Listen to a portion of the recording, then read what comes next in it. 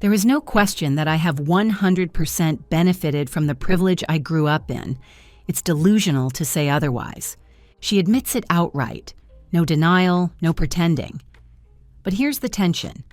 If you start with privilege, can hard work ever prove enough? And when Anna Wintour named Chloé Malle Head of Editorial Content at American Vogue in 2025, the fashion world asked a simple, brutal question. Why her? The phrase nepo baby has become shorthand for frustration in creative industries. Actors, musicians, editors, children of privilege who inherit access before they prove talent.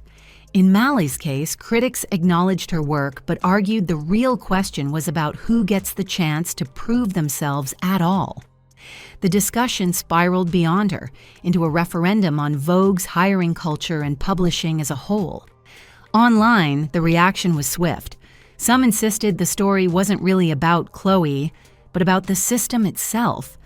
This isn't or shouldn't be about her. It's a discussion about the fashion industry. Others sharpened their criticism, pointing out how few could survive at Vogue for 14 years without family money to keep them afloat. Just keep in mind you can't get the entry-level job at Vogue and live in Manhattan for 14 years, unless you have money and means. And then there were those who pushed back almost 15 years of work at the publication. She's earned this. Nepotism can only get you in the door. For Anna Wintour, this wasn't simply about filling a masthead line. It was about sending a signal to readers, advertisers, and the industry at large that Vogue's identity would hold steady even as the media landscape fractured. With revenues falling and digital competitors multiplying, stability became a form of strategy, and so she turned to someone she had watched grow inside the magazine for over a decade. Chloé consistently came back with the clearest vision and the most original ideas. It wasn't just creativity, it was clarity. Malle wasn't just pitching stories, she was presenting a way forward. That mattered. She understands a newsroom. She understands immediacy. She understands culture. She understands completely that. To Wintour, this was more than resume polish. Vogue needed someone fluent in both tradition and the velocity of the digital age, someone who could preserve the magazine's authority while adapting to a faster, less forgiving world. That fashion doesn't exist in a vacuum, that it's a result of many different forces. To Wintour, that perspective mattered as much as taste, the ability to link fashion to the wider culture around it.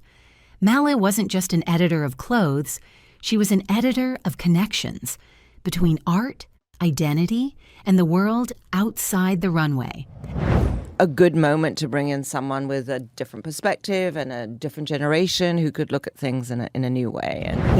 And with that, Anna signaled the handoff. Continuity with change. Stability with renewal. It was about ushering in a new voice without breaking the continuity of Vogue's brand. And this is why Malle's story resonates. Because beyond the masthead, thousands of aspiring writers, stylists, and editors dream of Vogue but can't afford the rent in New York while working an unpaid internship. That economic barrier, critics argue, filters out talent before it has a chance to bloom, which is why many online emphasized this isn't really about her, but about the pipeline itself. The gatekeeping isn't always deliberate. Sometimes it's financial, and yet the result is the same. Only a narrow slice of privilege survives long enough to succeed. But the debate is bigger than one editor. The fashion industry has always thrived on access. Getting your foot in the door often requires more than talent. It requires money, connections, and the ability to sustain low-paying jobs in expensive cities. This is why the term nepo baby exploded into cultural conversation, not because the children of famous parents are talentless, but because they start from a position others can't reach. Understand the difference. It's not about having famous parents here. It's about access and privilege, which has been the foundation for anyone working in these esteemed publications. In this context, Malle becomes a symbol. She isn't blamed for her background, but she is a reminder of the barriers facing everyone else. Chloé Malle's appointment becomes a mirror for fashion itself.